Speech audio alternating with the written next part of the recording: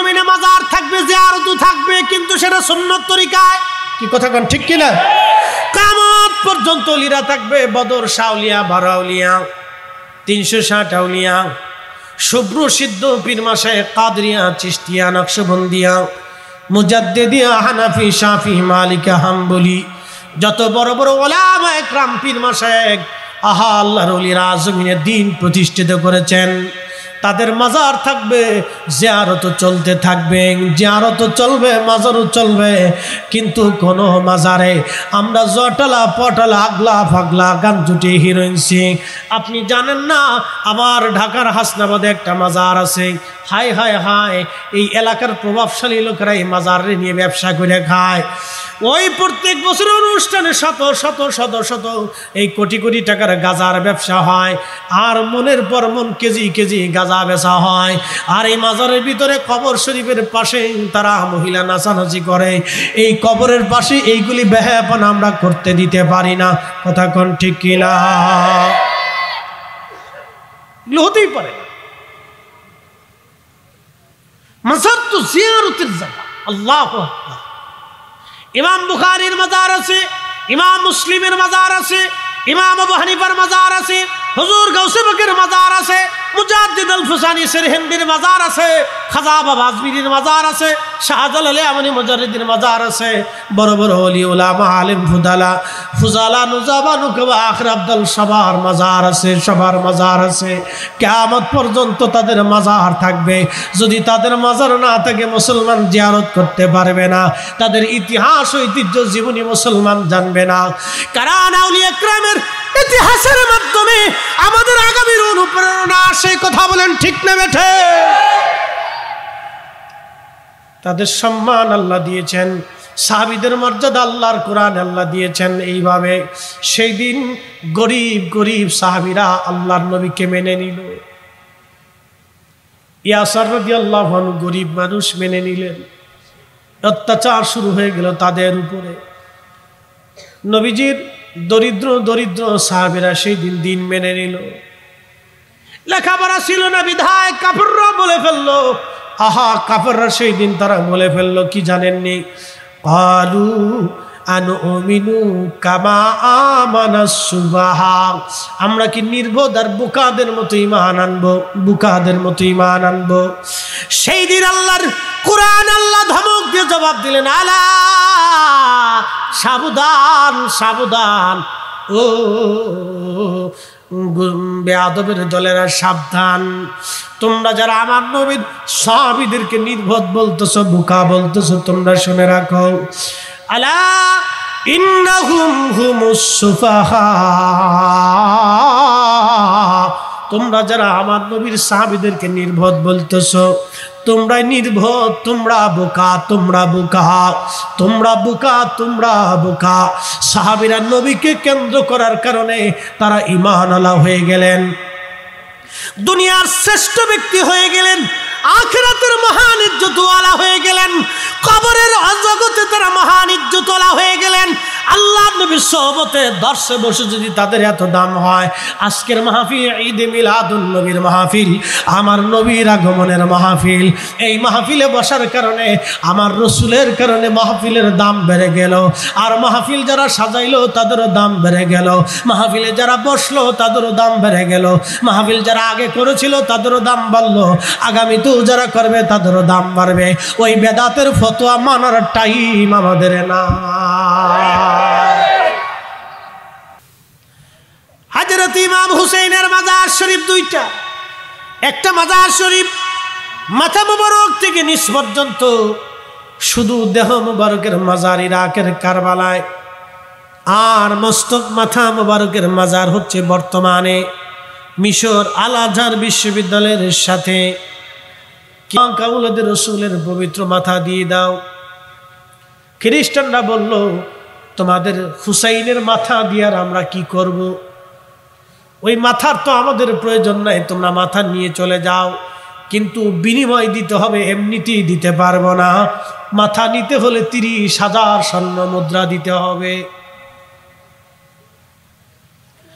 সেই দিনে 30,000 বর্তমানে হাজার হাজার লক্ষ কোটি টাকা। বাংলাদেশের 15 লক্ষ কোটি টাকা বিদেশে পাচার হয়েছে, কালকে দেখলাম 12 লক্ষ কোটি টাকা পাচার হয়ে গেল। কারা করেছে? সব গরিব মানুষ এই দেশ থেকে টাকা পাচার করছে নাকি কন? পাচার যারা করলো তারা ধনী ব্যক্তি। তার মানে বোঝা গেল যারা টাকা পাচার করলো তারা আমাদের সমাজের কেউ না, রাষ্ট্রের কেউ না।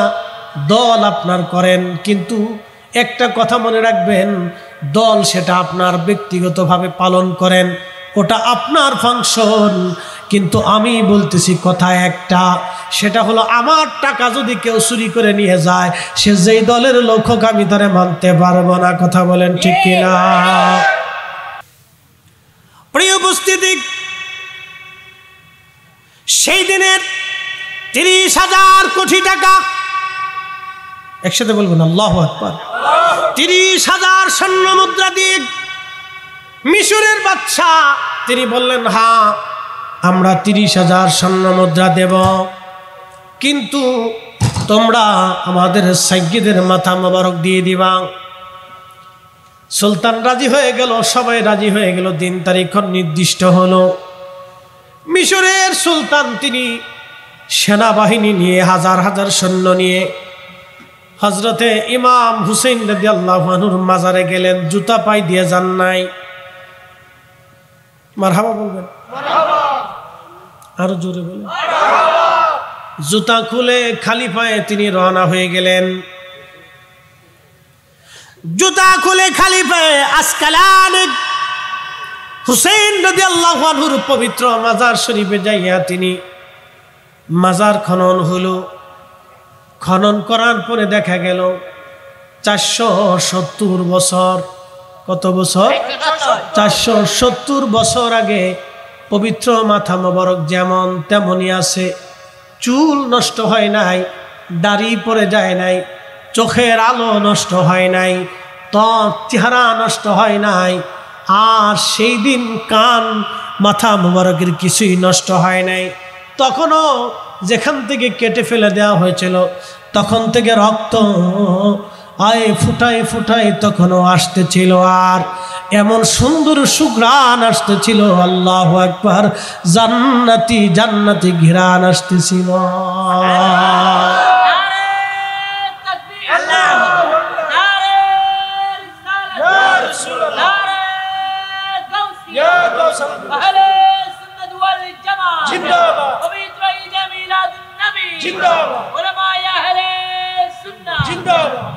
কুরআন শরীফ আল্লাহ বলতেছেন, ওয়ালা তাকুলু লিমান ইয়াকতালু ফি সাবিলিল্লাহি আমওয়াত।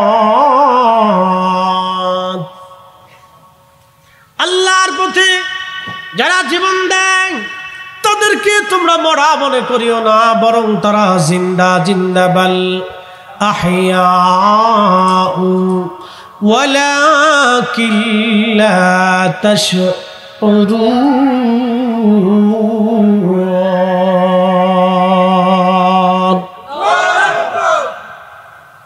বরং তারা জিন্দা, তোমরা সেটা বুঝো না, অনুধাবন করো না। তারা জিন্দা। আমার দিকে তাকান, খুব মনোযোগ দিয়েন। খাসাইসুল কুবরার ভিতরে ইমাম সুয়ুতি রহিমাহুল্লাহ একটা ঘটনা লেখেন। আল্লাহর নবীজি মদিনা রাস্তা দিয়ে হেঁটে হেঁটে যাচ্ছিলেন, পাশে সাহাবীরা।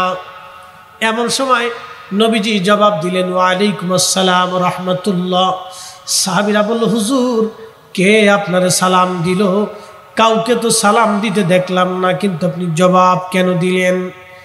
ইয়া রাসূলুল্লাহ, বিষয়টা বুঝলাম না, আপনি কিভাবে জবাব দিলেন, কেন জবাব দিলেন? আল্লাহর নবী ডাক দিয়ে বলেন, সাহাবীরা রে, আমার জাফর এই রাস্তা দিয়ে উড়ে যাওয়ার সময়, জাফর হলো মুতার প্রান্তরের 3 জন সেনাপতির 2 নম্বর সেনাপতি। আল্লাহর নবী মুতার যুদ্ধের সময় নবী ঘোষণা দিলেন 3 জন সেনাপতি হবে। প্রথম হবে যায়েদ বিন হারেসা, সে যদি শহীদ হয়ে যায়। দ্বিতীয় সেনাপতি হবে জাফর যদি শহীদ হয়ে যায়। তৃতীয় সেনাপতি হবে আব্দুল্লাহ বিন রাওয়াহা, সে শহীদ হয়ে যাওয়ার পরে ৪র্থ নাম্বার সেনাপতি তোমরা নিয়োজিত করবা, নিয়োগ দিবা। মুসলমানরা জিহাদ করবে, যাও আপনজনদের কাছ থেকে বিদায় নিয়ে চলে আসো। হযরত জায়েদ দাঁড়ায় দাঁড়ায় কাঁদতে লাগলেন। আল্লাহর নবী ডাক দেয়া বলেন, জায়েদ রে, কি জন্য তুমি কাঁদো? বলে, হুজুর, আমি কার কাছ থেকে বিদায় নেব গো নবী? আমি আপনার বাড়িতে লালিত পালিত হয়েছি, ছোট্টকালে আপনি নবীর কদম থেকে আজ পর্যন্ত বড় হয়েছি। ইয়া রাসূলুল্লাহ, সন্তানের স্নেহে আপনি বড় করেছেন, পিতৃতুল্য করে আপনি আমাকে আদর করেছেন। হুজুর, আমার মা এবং বাবা দুইজন এসেছিল আমাকে নিয়ে যাওয়ার জন্য।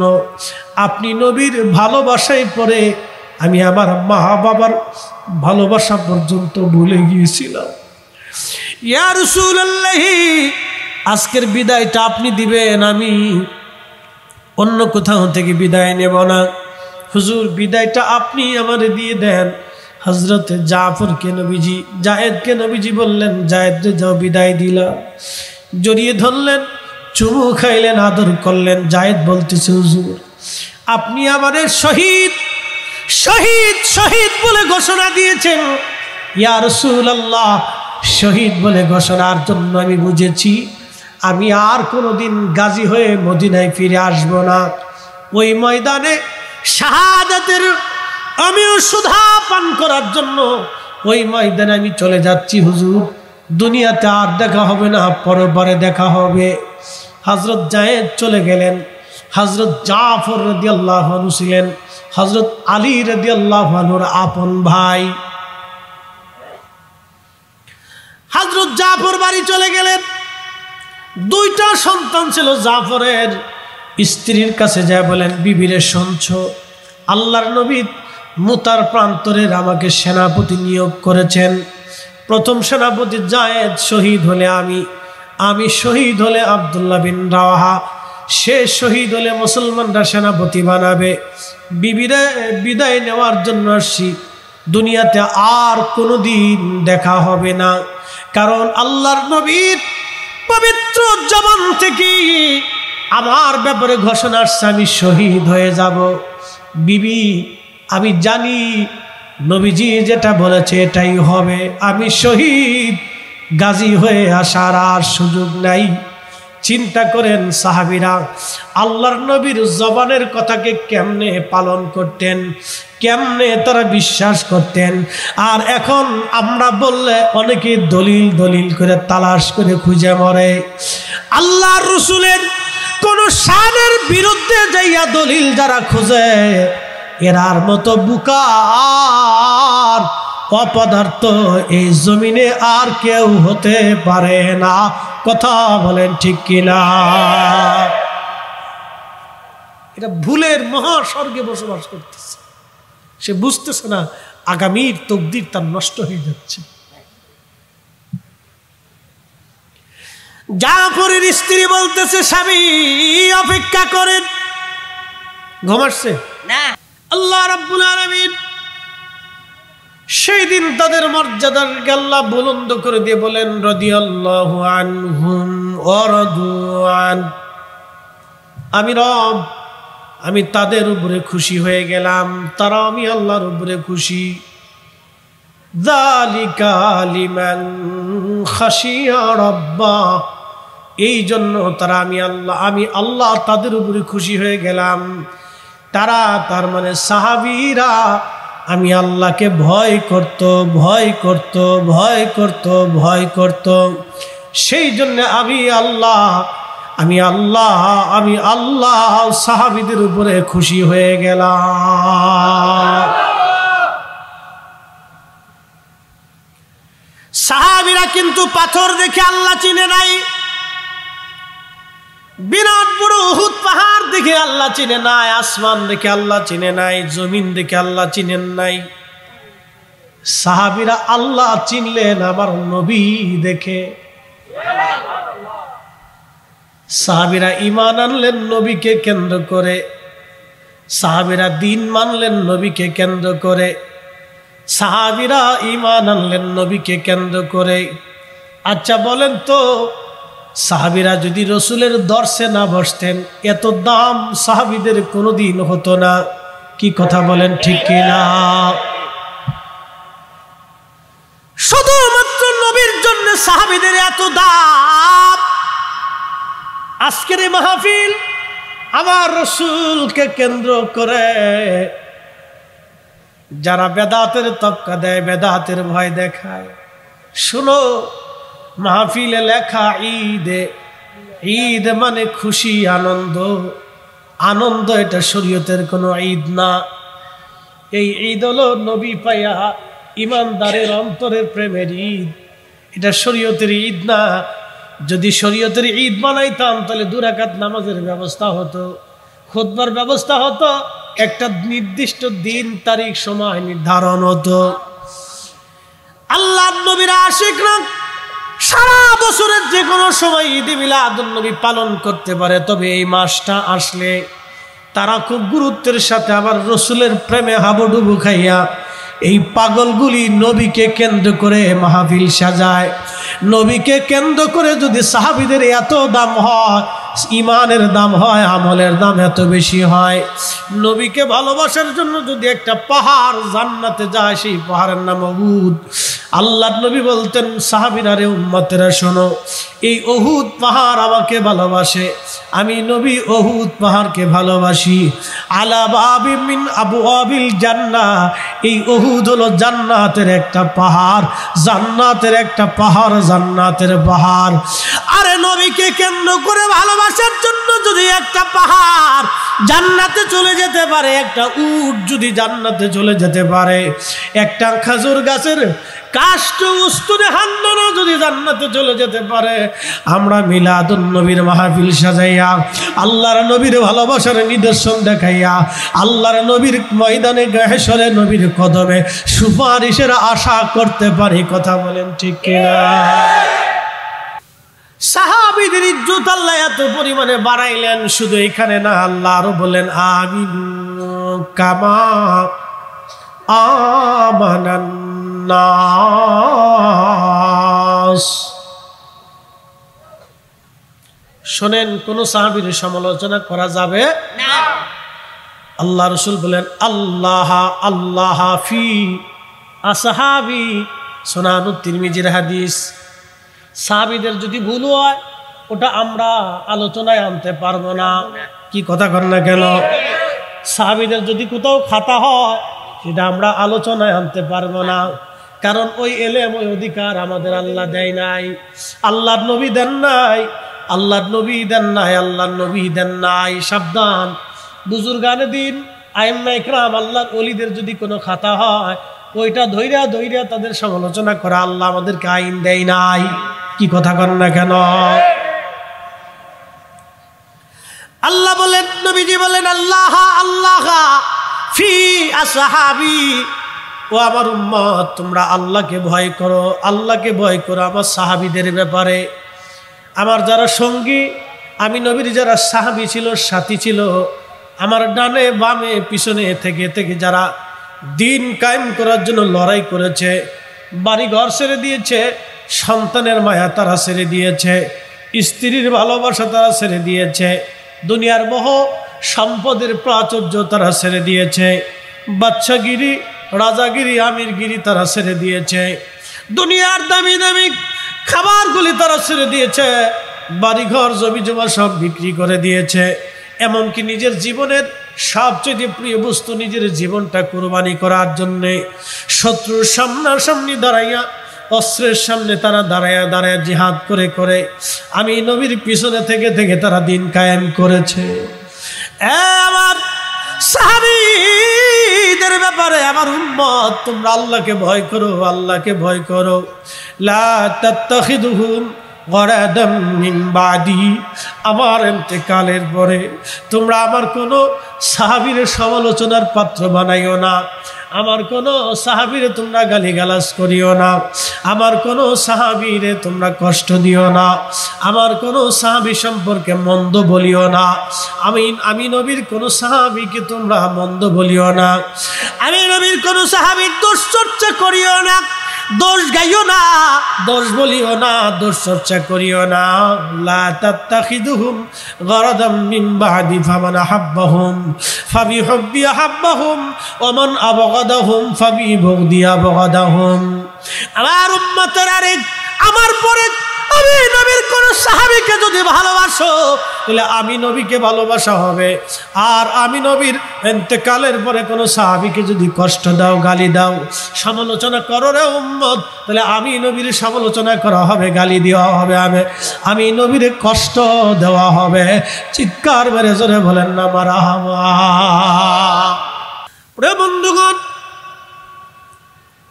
সাহাবীদের দাম এত আল্লাহ দিলেন, এরপর আল্লাহ বলেন আমিনু কামা আমানান নাস।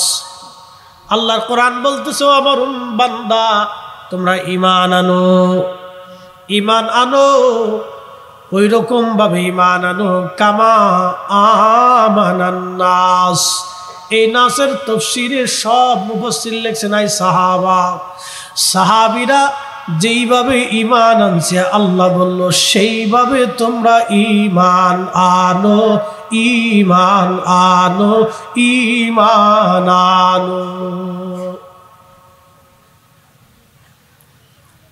বোয়ালখালীবাসী সাহাবীরা যেইভাবে ঈমান আনছে কোরআন বলতেছে সেইভাবে ঈমান আনো। ক্বালু আনুমিনু কামা আমানাস সুফাহা।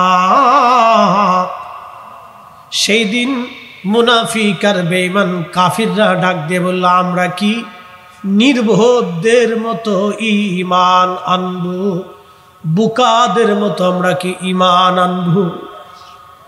সাহাবীদেরকে বুকা বলেছিল, নির্বোধ বলেছিল। কেন জানেননি? বেলাল রাদিয়াল্লাহু আনহু একজন শুধুমাত্র কৃতদাস ছিলেন। হযরত সুমাইয়া রাদিয়াল্লাহু আনহা যিনি প্রথম ইসলামের জন্য শহীদ হয়েছিলেন, একজন নারী, এই মহিয়সী নারী শহীদ, আল্লাহু আকবার, তিনি কৃতদাস ছিলেন, খুবই দরিদ্র, পীড়িত, অভাবী ছিলেন। এই জন্য দেখবেন মিলাদুন নবীর মাহফিল শুধু না রে বাবা, আল্লাহর দ্বীনের জন্য নবীর মহব্বতে যারা কষ্ট করে কাজ করে, বেশিরভাগ দেখবেন মধ্যবিত্ত আর নিম্নবিত্ত। আর দেশের শত শত হাজার হাজার কোটি কোটি টাকার মালিক যারা আছে তারা এগুলি দেয়ও না, তারা মাহফিলে বসেও না, তাদের ছেলেরা আসেও না, তারা মাহফিল শুনেও না। তারা যদি এইগুলি শুনতো, বসতো, আসতো, তাহলে আমার দেশের এত চুরি চুপটানি হইতো না। কথা কোন ঠিক কিনা?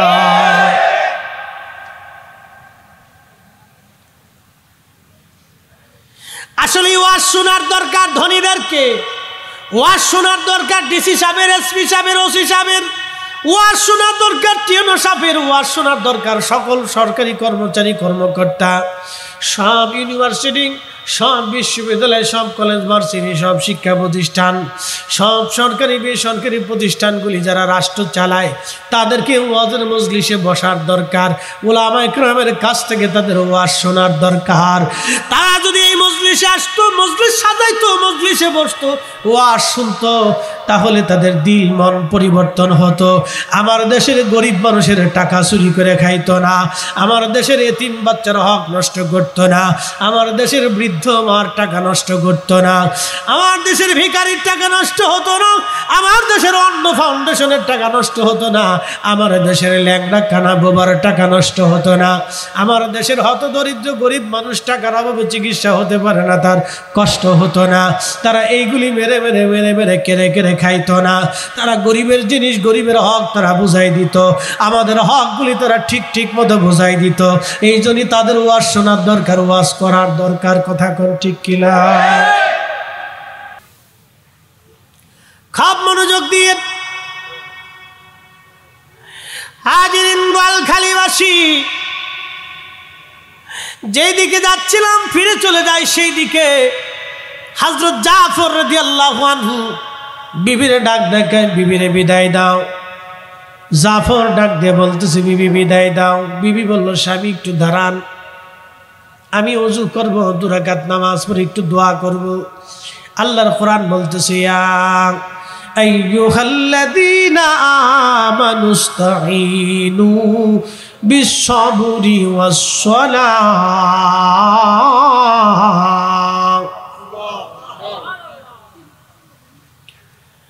বিবি ওযু করিয়া নামাজ পড়িয়া খোদার দরবারে হাত বাড়ায় বলে, আল্লাহ, আমার স্বামী জাফর, আমার নবীজি তারে মুতার প্রান্তরের ২য় নাম্বার সেনাপতি ঘোষণা দিয়েছে, শহীদ বলে ঘোষণা দিয়েছে। আল্লাহ, আমি জাফরের বিবি, আল্লাহ তুমি মনিবের আসমানে হাত বাড়াইছি, আমার স্বামীরে তুমি গাজী বানাইয়া আমার কোলে ফেরত দিও। আল্লাহ, আমার স্বামীরে গাজী বানাইয়া আমারে ফেরত দিও, আমার স্বামীরে গাজী বানাইয়া আমার কাছে ফেরত পাঠাইও। আল্লাহ, জাফরের কোষের মধ্যে তলোয়ার ছিল, টেনে বের করলেন। তলোয়ারের পার্শ্ব পিঠ দিয়ে বিবির পিঠের মধ্যে মৃদু আঘাত করে বলেন, এ বিবি, করো কি? শুনে রাখো রে বিবি, আমার রাসূল আমারে শহীদ বলে ঘোষণা দিয়েছে রে বিবি, তুমি হাজার দোয়া করলো আমি আর গাজী হব না। আল্লাহু আকবার। নারে হাত উঁচু করে বলেন আল্লাহু আকবার। নবী মানলে এইভাবে মানতে হবে, কথা বলেন ঠিক না বেটি? রাসূল মানলে এইভাবে মানতে হবে, নবীর প্রতি ইয়াকিন রাখলে এইভাবে রাখতে হবে।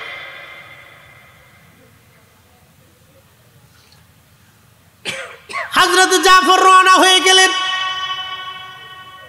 ছোট ছোট 2টি ছেলে বাচ্চা পিছু পিছু দৌড়ায়, আর আব্বু আব্বু বলে কাঁদে, বাবা বাবা বলে কাঁদতেছিল। আব্বু গো, একটু দাঁড়াও, আদর করে দিব। না না, সন্তানের চেহারার দিকে আর একটা বারও তাকান নাই। এই জন্য আল্লাহ বলেন, সাহাবি সাহাবি সাহাবি, আল্লাহ আল্লাহ ফি সাহাবি। নবী বললেন, সাবধান, আমার সাহাবীদের ব্যাপারে আল্লাহকে ভয় করবা, সাহাবীদের ব্যাপারে তোমরা আল্লাহকে ভয় করবা।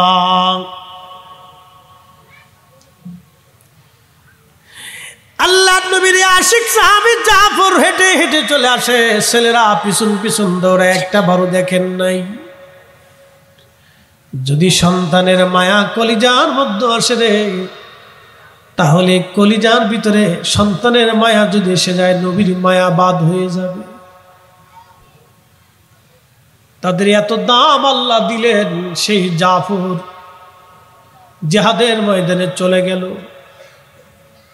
যাই শহীদ হয়ে গেলেন। কালেমার পতাকায়, যুবক আমার দিকে তাকাও, কালেমার পতাকা। যায়েদ ডাক দিছে, জাফর কোথায় আপনি? তাড়াতাড়ি আসেন, আমি যায়েদ শহীদ হতে যাচ্ছি। আল্লাহর নবীর দেওয়ার কালেমার পতাকা আপনাকে ধরতে হবে, পতাকা যেন জমিনে পড়ে না যায়। হযরত জাফর দৌড়ে এসে পতাকা ধরলেন। প্রচন্ড যুদ্ধ করতেছিলেন তিনি।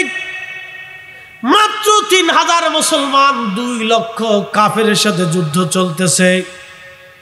আপনি কল্পনা করতে পারবেন না, ইতিহাসের কঠিন জিহাদ ছিল এটা। মাত্র 3000 মুজাহিদ 2 লক্ষ কাফের সেনাদের সাথে জিহাদ করতেছে। আল্লাহু আকবার। জাফর কালেমার পতাকা ধরে তলোয়ার চালাইতেছিলেন। দীর্ঘ সময় কাফেরদের ভিড়ের মধ্যে তিনি একা একা লড়াই করতে লাগলেন। বেঈমানের দলেরা পিছন দিক থেকে জাফরের ডান হাতে আঘাত করল, হাত কেটে দ্বিখণ্ডিত হয়ে পড়ে গেল। বাম হাত দিয়ে কালেমার পতাকা তিনি চেপে ধরলেন। ওরা বাম হাতের মধ্যে তলোয়ার আঘাত করলো, আর সেই দিন বাম হাত কেটে জমিনের মধ্যে পড়ে গেল। জাফর কালেমার পতাকা সেদিন কামড় দিয়ে ধরে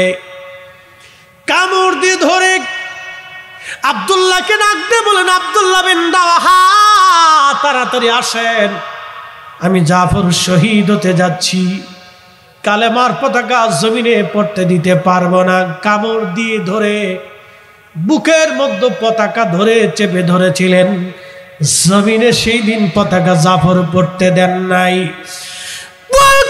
সুন্নি মুসলমান আজকে ওয়াদা করে যেতে হবে আহলে সুন্নাতুল জামাতের জন্য, আল্লাহ রাসূল আল্লাহর ইশকের জন্য, হযরত জাফরের মতো জিহাদের ময়দানে যাওয়ার জন্য আমরা প্রস্তুত আছি না নাই? আল্লাহ আমাদেরকে কবুল করুন, বলেন আমিন। আল্লাহর নবী বলেন আমার জাফরের দুইটা হাত কেটে ফেললো, আর সেই দিন আমার আল্লাহ জাফরকে দুইটা হাতের বদৌলতে দুইটা পাখা দিয়ে দিলেন। আমার জাফর 8টা জান্নাতের যেখানে খুশি সেখানে আমার জাফর উড়ে উড়ে যায়। আল্লাহর সৃষ্টির যেখানে খুশি আমার জাফর সেখানে উড়ে উড়ে যায়। সাহাবীরা রে, এই মদিনার রাস্তা দিয়ে আমার জাফর আমার সামনে দিয়ে উড়ে উড়ে যাইতেছিল, তোমরা দেখো নাই? আমি দেখছি আমার জাফর উড়ে উড়ে যায়। আমি নবীরে যাওয়ার সময় সালাম দিয়ে গেছে, সেই জন্য আমি জাফরের সালামের জবাব দিলাম। চিৎকার মেরে জোরে বলবেন আল্লাহু আকবার।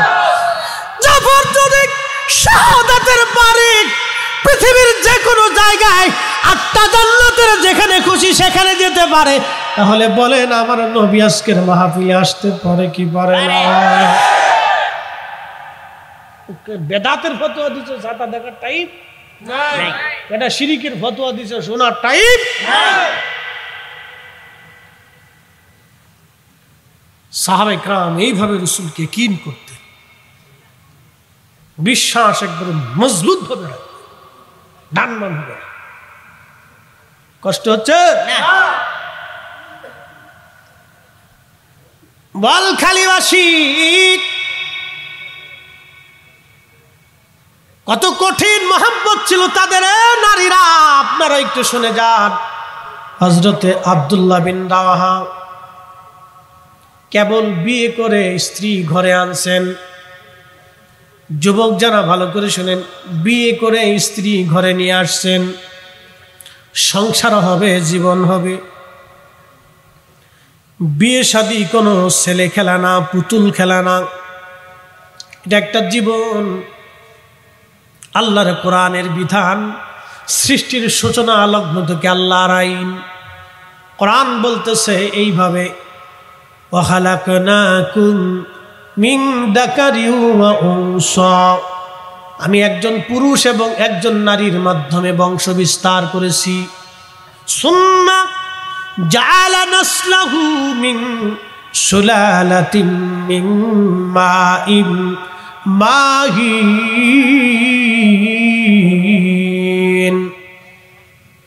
আমি বাবা এবং মায়ের মাধ্যমে ধাবমান পানি থেকে আমি মানুষের বংশ বিস্তার করলাম। আমি আল্লাহর আইন। যুবক যুবতীর বয়স বিবাহের সময় হলে বিয়ে দিতে হবে, এটা আল্লাহর আইন। সৌদি আরবের সিস্টেম ভিন্ন। বাপের কোটি কোটি টাকা আছে, বুড়াকালে 60 বছর বয়স বাপে বিয়ে করবার যায়, ফুলা চাইয়ে থাকে। মধ্যপ্রাচ্যে থাকছেন না আপনারা? যারা থাকছেন তারা জানে, বাপের বয়স 75 বছর, তখনও বাপে বিয়ে করবার যায়, ফুলা চাইয়ে থাকে। আল্লাহর নবীর তরিকা হচ্ছে, তুমি বাবা সন্তান যদি উপযুক্ত হয় তাহলে তাকে বিয়ের ব্যবস্থা করো, তোমার অর্থ দিয়ে হলেও তাকে বিয়ের পয়গাম করাও।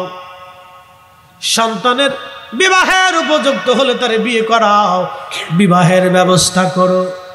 এই বিয়েটা ছেলে খেলা না, পুতুল খেলা না, এটা আল্লাহর আইন, আল্লাহর বিধান। অতএব ভালো পাত্র দেখে বিয়ে দিবেন। আর কোটিপতি দেখে মনে করছেন বিরাট টাকার মালিক, গাঞ্জুটি হিরোইনসি, বাবার মুরিদ চিনছেন না আপনারা?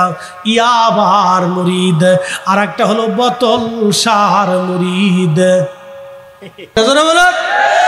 কিসের মুরিদ? বোতল সার। একটা টান দিয়ে বাপের বিয়ে, ভালো আছেন বিয়ে, বাপেরই বিয়েই থাকে। চিন্তা করতে পারছে? 1000 কোটি টাকার মালিক হলে এই সমস্ত ছেলেদের সাথে মেয়ের বিয়ে দিবেন না। কথা কন না কেন? এই সমস্ত ছেলেদের সাথে যারা নেশা করে ওদের সাথে আত্মীয়তা করবেন না, বিয়ে শাদী করবেন না। যাদের চরিত্রের ভিতরে গন্ডগোল, ওদের সাথে আত্মীয়তা করা যাবে না। যারা যৌতুক চাবে, এই ছোট লোকের সাথে আত্মীয়তা করা যাবে না। এক কথা কন না, জোরে বলেন ঠিক কিনা? এটা খয়রাতি কোম্পানির ম্যানেজার। এটা ওরে ভিক্ষা দিয়ে দেন, যা তোর ভিক্ষা দিয়ে দিলাম, যা ভিক্ষা করে খা, তো যৌতুক চাইস নিয়ে। সোজা বাংলা মাত। আল্লাহ রসুল যাহা হারাম করেছে, আল্লাহ যেটা হারাম করেছে সেটাকে হারাম বলতেই হবে। কথা বলেন ঠিক কিনা? ওটার বিরোধিতা করতেই হবে আমাকে। আপনি জানেন কত মায়ের সংসার নষ্ট হয়েছে, কত বোনের জীবন চলে গেছে, ছোট লোক কোথাকার।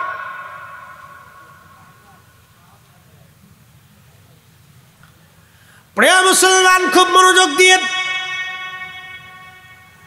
হযরত জাফর রাদিয়াল্লাহু আনহু, হযরত আব্দুল্লাহ বিন রাওয়াহা বিয়ে করে বাড়িতে স্ত্রী রেখে আল্লাহর নবীর ডাকে যুদ্ধের ময়দানে যাওয়ার সাড়া দিলেন। নবীজির চেহারা দেখে সেনাপতি ঘোষণা দিয়ে শহীদ ঘোষণা দিয়ে দিলেন। সেটা আল্লাহর আরশে মুআল্লায় এই লাউহে মাহফুজে লেখা হয়ে গেল। চিৎকার মেরে জোরে বলেন ইয়া রাসূলুল্লাহ। আল্লাহ রাসূলের জবান ছিল।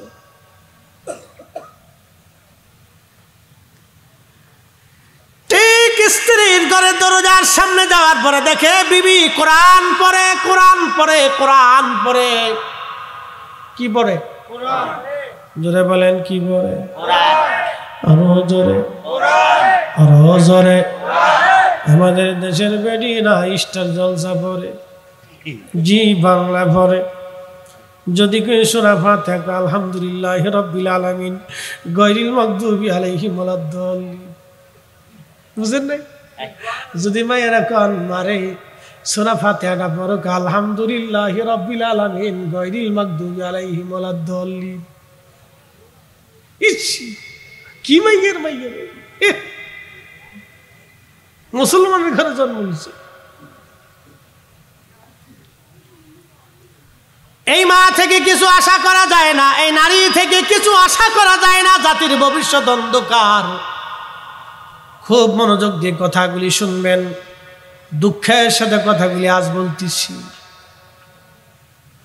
আহা, সেই দিনের নারীরা বাসর ঘরে কোরআন পড়তো। আজকের নারীরা ডেকসেট বাজাইয়া বেডাও নাচে, বেডিও নাচে, ভাবিও নাচে, ননদও নাচে, তালই নাচে, বিয়াই নাচে, বিয়ান নাচে, একজনের বউ নিয়ে আর একজনে নাচে। আজ তখন পুলিশে ধরবে, পুলিশের ধরাধরি দিন চলে গেছে, এখন আর নাই। পুলিশ এখনকে আমরা কিনা এসে ধরে, কোনো ঠিক ঠান্ডা নাই। এরা বেশি ভালো কাজ করছে না। এই যে আমরা মানুষ মরে গেল এখন আফসোস করে, আল্লাহ লোকটা খুব ভালো ছিল। হাউন আঙ্কেল যদি মরে যায় তাহলে কি হবে না করতে। ওই যে আর একটা ছিল কালু মানকে, কলা গাছের নিচে বলে পলাই দিচ্ছে। তা আমি এমন কাম করবো কে যে কলা গাছের নিচে পলাইতে হবে? কি কথা কর নাকি? আমি এই কাজ করতে যাবো কেন? আল্লাহ আমাকে ক্ষমতা দিয়েছে, বিধায় কি ব্যবহার করতে হবে। এখন আবার কেউ কেউ এমন আইছে, এটা ভাঙো, সেটা ভাঙো, সেটা ভাঙো, মাজার ভাঙো, মিলাদুন নবী বন্ধ করো, এটা করো, সেটা করো, সেই করো, সেই করো, তান করো, অমুকের বাড়ি হামলা করো, তমুক করে। আরে বেটা, মাইনকে যেমন কলার পাতার নিচে ঘুমাইছে ক্ষমতা পাওয়ার পর অপব্যবহার করে, তোমরাও ক্ষমতা পাওয়ার পর অপব্যবহার করলে তোমাদেরকেও কলা গাছের নিচে ঘুমাইতে হবে। এই জন্য এগুলি পাওয়ার পরে ব্যবহার করতে হয় না, অপব্যবহার করতে হয় না, এটি সুষ্ঠু বন্টন করতে হয়। ঠিক কিনা? এই জন্য ওলিরা দুনিয়ার ক্ষমতার পাগল ছিল না, তারা আল্লাহর পাগল ছিল। ঠিক। চট্টগ্রামে যত মাজার আছে, শেরে বাংলার মাজার, আল্লাহু আকবার, মানুষ যায় না? প্রত্যেক দিন শত শত মানুষ জিয়ারত করতেছে। আল্লাহ, উনি কোন এমপি ছিল না, রাষ্ট্রপতি ছিল, প্রধানমন্ত্রী ছিল, হ্যাঁ, ওনার মাজারে যাইতেছে। বদর শাউলিয়া যায়নি জিয়ারতে? যায়নি? হ্যাঁ হ্যাঁ হ্যাঁ, 12 আউলিয়া যায়নি জিয়ারতে? ওনাদেরকে আল্লাহ একটা সুপ্রিম পাওয়ার দিছিলেন, কিন্তু ওনারা অপব্যবহার করতেন না, মানুষের মঙ্গলে কাজ করতেন। এগুলো আমাদের মানুষের মঙ্গল করতে হবে। আল্লাহ একজনকে ঘুরাই আর একজনের দায়িত্ব দেয়, কিন্তু ওই দায়িত্ব পাওয়ার পরে উগ্র হইতে হয় না, নরম থাকতে হয়, সবাইকে নিরাপত্তা দিতে হয়। হ্যাঁ মায়েরা শুনিয়া নেন, সেই দিনের নারীরা বাসর ঘরে কোরআন পড়ে। আব্দুল্লাহ বিন রাওয়াহা রাদিয়াল্লাহু আনহু ঘরের দরজার পাশে যে সালাম দিলেন, আসসালামু আলাইকুম রাহমাতুল্লাহ, বলে কে? আমি আব্দুল্লাহ বিন রাওয়াহা। স্বামী ভিতরে আসেন, স্ত্রী বলতেছে স্বামী ভিতরে আসেন। আব্দুল্লাহ বিন রাওয়াহা দরজার সামনে দাঁড়ায় বলল, বিবি ভিতরে আজ আসার জন্য আসি নাই, বিদায় নেওয়ার জন্য আসছি। কিসের বিদায় নিবেন স্বামী আমার? বলে বিবিরে বাসর করে রেখে নবীরে ডাকে জিহাদের ময়দানে যাওয়ার জন্য কাতারে দাঁড়িয়েছিলাম, নবীজি আমাকে দেখে মুতার জিহাদের 2-3 নম্বর সেনাপতি ঘোষণা দিয়ে শহীদ ঘোষণা দিয়েছে রে বিবি। আমি জানি আমার নবী আমারে শহীদ ঘোষণা দিয়েছে। আমি তোমার বাড়িতে তোমার ঘরে স্বামী হয়ে জিন্দা হয়ে গাজী হয়ে আর ফিরে আসবো না, কারণ রসুল আমারে শহীদ বলে ফেলছে। আর এই দোয়া কখনো উল্টিয়ে যাবে না রে বিবি, বিদায় দেন।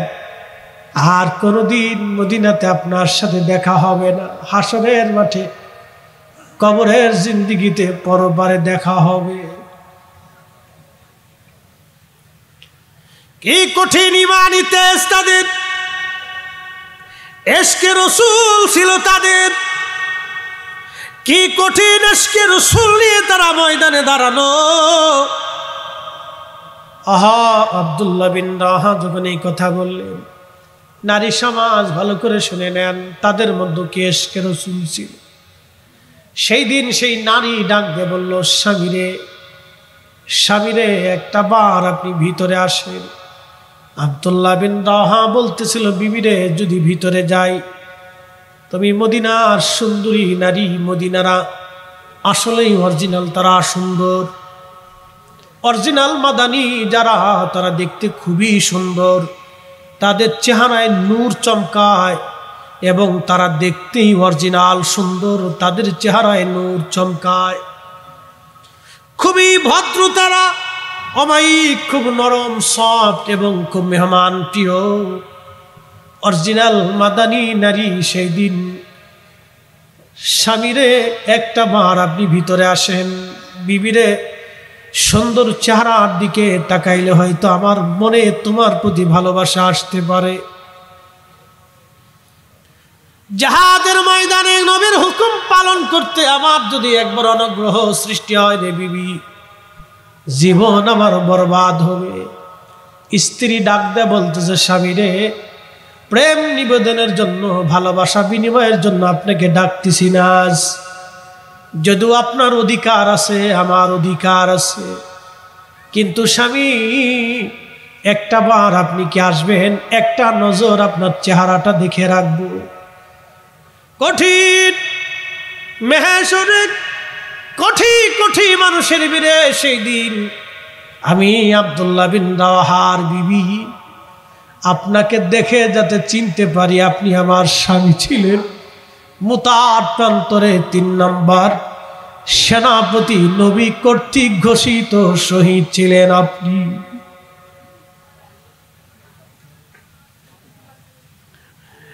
একটা বার আমি আপনাকে দেখব। আব্দুল্লাহ বিন রাওয়াহা বলল, না রে বিবি, চললাম, সুযোগ নাই। রওনা হয়ে গেলেন তিনি। যুদ্ধের ময়দানে 3 দিন তিনি ক্ষুধার্ত ছিলেন, খাবার ছিল না, না খেয়ে যুদ্ধ করতেছেন। 3 দিন পার হইছে। 4র্থ দিনের মাথায় কে জানি একটা গোশতের শুকনা টুকরা দিয়ে বলল, আব্দুল্লাহ, এই শুকনা টুকরাটা দিয়ে আপনি আজকে কোনো রকম চিবিয়ে আপনার শরীরটাকে একটু রস তৈরি করে নেন। যখনই মুখে দিয়েছে তখনই জাফর ডাক দিছে, আব্দুল্লাহ তাড়াতাড়ি আসেন জিহাদের ময়দানে। মুখের গোশতের টুকরা ফেলাই দিয়ে বলো, গোশত রে তোরে খাওয়ার সময় নাই, ডাক এসে গেছে, শাহাদাতের সময় ঘনিয়ে আসছে। আমার আগের যাত্রী জাফর শহীদ হতেছে, এরপরে আমার পালা। ঘোড়া দাপড়ায় দ্রুত গতিতে জাফরের কাছ থেকে ওই কালেমার পতাকা নিয়ে তিনি জিহাদ শুরু করে দিলেন। প্রচন্ড যুদ্ধ করতে করতে করতে করতে আব্দুল্লাহ বিন রাওয়াহা তিনিও শাহাদাতের সোদা পান করে জান্নাতে চলে গেলেন। একবার জোরে আওয়াজ তুলে বলা যাবে কি আল্লাহু আকবার। সালাতুন ইয়া রাসূলুল্লাহ আলাইকুম, সালাতুন ইয়া রাসূলুল্লাহ আলাইকুম, সালামুন ইয়া হাবিবাল্লাহ। শোনেন, এগুলি সাহাবীদের জীবনের চমৎকার কথা। আহা, তাদের জীবন বড়, এগুলি শুনলে, এগুলি বললে আপনাদের ঈমান দৃঢ় হবে। এই জন্য আল্লাহ রাসূল বলছেন, সাবধান, আমার পরে সমালোচনার পাত্র বানাইও না, গালিগালাজ করিও না তাদেরকে। কোন সাহাবীর যদি খাতা হয়ে থাকে ইজতিহাদি, তাহলে সেদিকেও আমাদের গুরুক্ষেপ করার দরকার নাই। কারণ তাদের ধুলিকণার কোটি ভাগকে এক জায়গা করলেও, এক জায়গা রাখলে, আমাদের মতো আদনা কোটি কোটি আর এক পাল্লায় দিলেও ওজনের সমান হবে না। মনে রাখবেন। প্রিয় উপস্থিতি, আল্লাহর নবী এ মাসে এসেছিলেন, খুব বরকতময় মাস।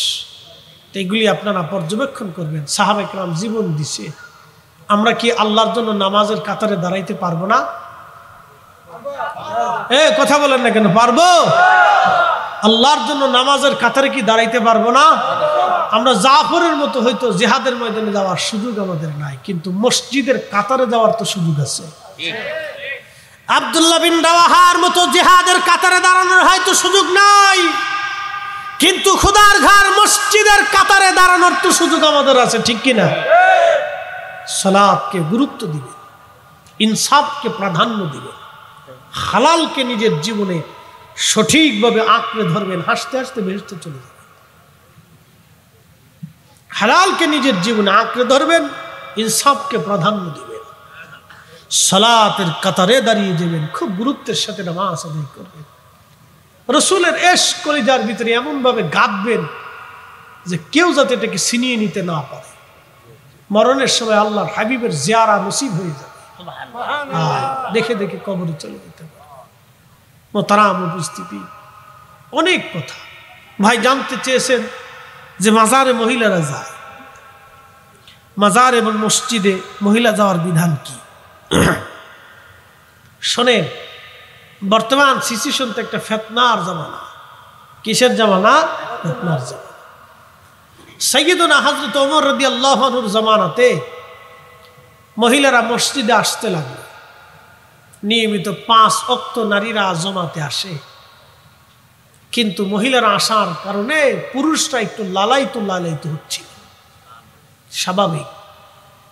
আমাদের ঘরের মেয়েটা যদি 5 ওয়াক্ত নামাজে মসজিদে যাওয়ার জন্য রাস্তা দিয়ে হেঁটে যায়, সলিমুদ্দির ঘরের কোলা কলিমুদ্দি ও গাছের কোনায় দাঁড়ায় চিন্তা করবে যে 5 বারই তো যায়, তাহলে একটু দাঁড়ায় থাকতে হবে। 1 দিন 2 দিন 3 দিন 4 দিন 1 মাস 6 মাস 1 বছর 2 বছর পরে ও চোখাচোখি দেখা দেখি পরে দেখবেন যার একটাও নাই, দুটোটাই চলে গেছে। হ্যাঁ ঠিক আছে, জোরে বলে দুটোটা কি হয়েছে? চলে গেছে। এই জন্য হযরত ওমর রাদিয়াল্লাহু আনহু বলেন, না, যদিও রাসূলের জামানায় নারীরা মসজিদে আসছে, এখন থেকে আর নারীরা মসজিদে আসবে না, তারা ঘরেই নামাজ পড়বে। আল্লাহর নবী বলেছেন, নারীরা ঘরে নামাজ পড়লেই আল্লাহ তাদেরকে দ্বিগুণ সওয়াব দান করবে। না আরো জোরে বলেন সুবহানাল্লাহ। নারীরা ঘরেই পড়ুক, মসজিদে আসার দরকার নাই। হযরত ওমর রাদিয়াল্লাহু আনহু নিষেধ করে দিলেন। এখন প্রশ্ন, তাহলে মাজারে যাবে কেন বা কিভাবে যাবে? আমি আগে বলছি, কিছু কিছু মাজার আছে যেগুলির কোনো পজিশন নাই, একবারে পজিশন ছাড়া। ওটা গেলে পরে দেখলে শরীরে হিমশিম খায় যে কোন জায়গা আসলাম। খুব মারাত্মক, খুব ভয়াবহ চিত্র। শোনেন, এগুলো আজকে বলতে বাধ্য হচ্ছি আমরা, বলতে হবে। খুব ভয়াবহ চিত্র, এগুলি তো হতে পারে না, কখনোই হতে পারে না। শিরক শিরক, হারামকে হারাম বলতে হবে। মুসলমান কেন পাথরের সামনে সেজদা দিবে বলেন তো? মুসলমান তো আল্লাহকে সেজদা দিবে। আসতে বলেন, তুমি জোরে বলেন। মুসলমান তো আল্লাহকে সেজদা দিবে। রাসূল বলেছেন, যদি সাহাবায়ে কেরাম এক বিধানে বলেছিলেন, ইয়া রাসূলুল্লাহ, উঠে সেজদা দেয় আপনাকে, পশু পাখিরা আপনাকে সেজদা দেয়, তাহলে আমরাও দিব। আল্লাহর নবী বলেন, না, কখনোই না, আল্লাহর পরে অন্য কাউকে সেজদা দেওয়া যাবে না। যদি সেজদার বিধানই থাকতো তাহলে আমি স্ত্রীকে স্বামীর পায়ে সেজদা দিতে হুকুম প্রদান করতাম, সেজদা দেবা না। মাজার আপনি সেজদা কেন দিবেন বলেন তো? আপনি কি মনে করেন শাহজালাল রহমতুল্লাহ মাজারে সেজদা দিলে উনি খুশি হয়? হ্যাঁ, আরে উনি তো শিরককে জমিন থেকে উৎখাত করে দেওয়ার জন্য, আল্লাহর নবীর দ্বীনকে কায়েম করার জন্য উনি তলোয়ার হাতে নিয়ে জমিনে জিহাদ করেছে। কথা কোন ঠিক কেন? ওনার মাজারে যায় যদি আপনি সেজদা দেন, উনি খুশি হবে না? উনি বেজার হয়ে যাবেন, যাই সর্বনাশ করতেছে কি আল্লাহ বাদ দিয়ে আমার সামনে বলে নিচ্ছে, করছে কি আমার শেষ করে দিতেছে। হয় না, এটা হয়। যেটা শরীয়তে হারাম সেটা হারাম বলতেই হবে।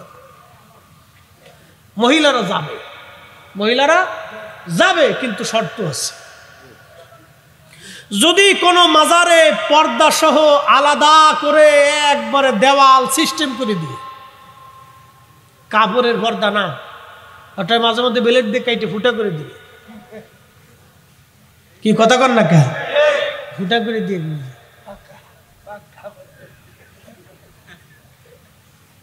এই পর্দা না, একবারে দেওয়াল গেঁথে দিয়ে পাকা করে সিস্টেম করে দিবে। ওখানে জিয়ারতের জন্য শুধু নারীরা থাকবে, নারী গার্ড, নারী পুলিশ সব আলাদা থাকবে। তারা ওখান থেকে তো মাজার শরীফ থেকে অদূরে হতে হবে, কাছে না, একটু দূরে হতে হবে, দূরে হতে হবে। সুন্দর করে একবারে পর্দার সাথে আলাদা যদি ব্যবস্থা থাকে, তাহলে মহিলা ইচ্ছা করলে জিয়ারতের জন্য যেতে পারে।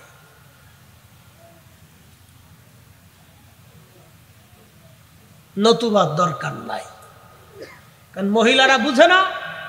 এই কিছু মাজার আছে, আল্লাহর রাস্তে মাফ করবেন, আমি শাহবলির কথা বলতেছি না, খান জাহান আলীর মাজারে যায় দেখেন যে কি অবস্থা, চক্রাকারে শয়তান দাঁড়ায় দিয়েছে।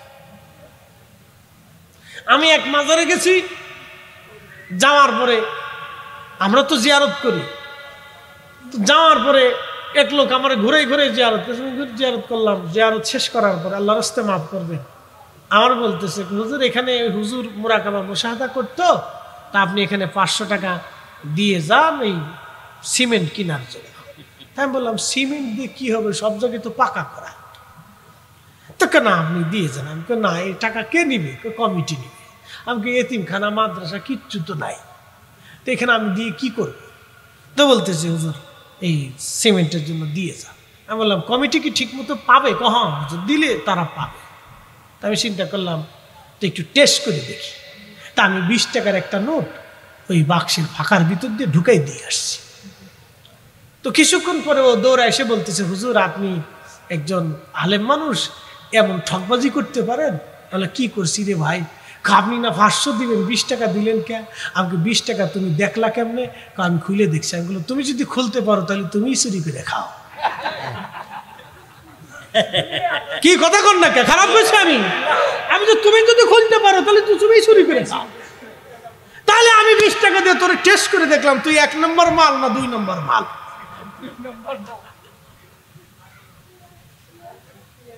শোনেন, আমরা সব ওলিদেরকে ভালোবাসি, কি কথা কর না কেন? আমরা সুন্নি আলেমরা ওলিদের কথা বলতে বলতে আমাদের জীবন চলে গেছে। কথা কন, জোরে বলেন। আমরা তাদেরকে আমাদের জীবন দিয়ে ভালোবাসি। তার মানে এটা না যে এইগুলি করে ধান্দাবাজ, আটপাট বাটপাট সিটার খাবে। ওখানে একটা সুন্নি মাদ্রাসা হোক, একটা এতিমখানা হোক, আমরা আমাদের টাকা সব ডাইলে দিয়ে দিই। কি কথা কন না, দিয়ে দিব, অসুবিধা নেই। আচ্ছা, বিভোর হয়ে পড়ানো। আর একটা প্রশ্ন আছে হযরত আমির মুআবিয়া রাদিয়াল্লাহু আনহু সম্পর্কে। আমি এই বিষয়ে আপনাদেরকে বলছি, আল্লাহ রাসূল বলছেন সাহাবীদেরকে সমালোচনা করবা না। কথা কর না কেন? সমালোচনা করা যাবে ওনাদের কোনো খাতা যদি হয়ে থাকে তাহলে সেটা আমরা ধরতে পারবো না। আগে বলছি এই বিষয়ে সতর্ক থাকবেন, বেশি পণ্ডিতগিরি দেখেন না, এত পণ্ডিতি বালা না। যেখানে ইমাম আজম আবু হানিফা কলম ধরতে পারে নাই, ইমাম বুখারী ধরে নাই, হুজুর গাউসে পাকের মতো ওলি আলেম পৃথিবীতে আর কোনো মা জন্ম দিতে পারবে না। উনি যেখানে কলম ধরে নাই, মুজাদ্দিদ আল ফেসানি যার বিরুদ্ধে কলম ধরে নাই, আরে খাজা বাহাউদ্দিন নাশবন্দ ধরে নাই, খাজা বাবা আজমিরি ধরে নাই, শাহজালাল ইয়ামানি ধরে নাই, ইমাম শাফি ধরে নাই, ইমাম মালিক ধরে নাই, ইমাম আহমদ ইবনে হাম্বল ধরে নাই, আইম্মে কিরাম মুজতাহিদিন মুতাকাদ্দিমিন মুতাআখিরিন সালফে সালিহিন হাসান বসরির মতো মহান মহাশিরা কলম ধরে নাই। সেখানে আমি ধরতে যাব কেন? এই দুঃসাহস আমাকে দেখাইতে হবে কেন? আমরা একটু চুপ থাকলে হয় না? যেখানে আল্লাহ রাসূল নিষেধ করে দিয়ে গেছে পণ্ডিতি দেখানোর দরকারটা কি? এই জন্য চুপ থাকতে হবে। সাহাবায়ে কেরামের বিষয়ে আইম্মায়ে কেরাম যাহা সিদ্ধান্ত দিছে আমরা তাহা মানি না। কথা কোন ঠিক কি না? কোনটা যাহা সিদ্ধান্ত দিছে তাহা মানি না, একবারে শেষ। ওনার বিষয়ে সমালোচনা আলোচনা করা যাবে, নিন্দা মন্দ করা যাবে। উনি রাসূল কারীমের সাহাবী ছিলেন। মারহাবা বলবেন না? আচ্ছা, আমি বিভোর হই না? আরে পাগলের দল। আমি বিভোর হয়ে রাসূল নামের দুরূদ পড়ে যাই, ওই নামের মাঝে কি যেন এক শান্তি খুঁজে পাই, ওই নামের মাঝে কি যেন এক শান্তি খুঁজে পাই, ওই নামই আমার গলার মালা, ওই নামই আমার গলার মালা, ওই নাম জপে মোর জুড়াই জ্বালা। আমার সব ভুল হবে না পেলে ওই, আমার সব ভুল হবে না পেলে ওই চরণ তলে ঠাই,